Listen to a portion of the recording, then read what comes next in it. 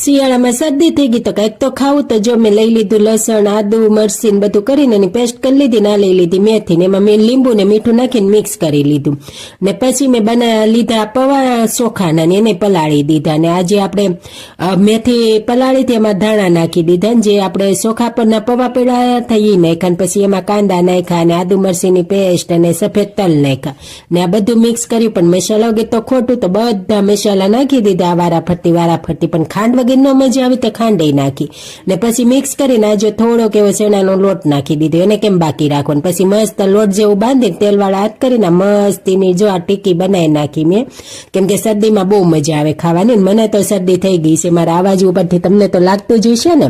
તો આપણે બનાવી લીધી આ બધી ટીકી, ત્યાં તો તેલે ગરમ થઈ ગયું બહાર નીકળી ગયું. મેં કીધું રહ્યા દે હું ટીકી નાખું છું. જો મેં નાખી દીધી ટીકી, તો ટીકી તે બળીને રાખ જેવી થઈ ગઈ હોય એમ ગોલ્ડન બ્રાઉન થઈ ગઈ, તો આપણે બહાર કાઢી લીધી ને એને ડીશમાં નાખી દીધી ને સાથે સોસી નાખ્યો ને પછી આપણે મસ્ત ટેસ્ટ કરી. તો તમને બનાવજો, પણ ચેનલને સબસ્ક્રાઈબ કરીને જઈજો પાછા ભૂલતા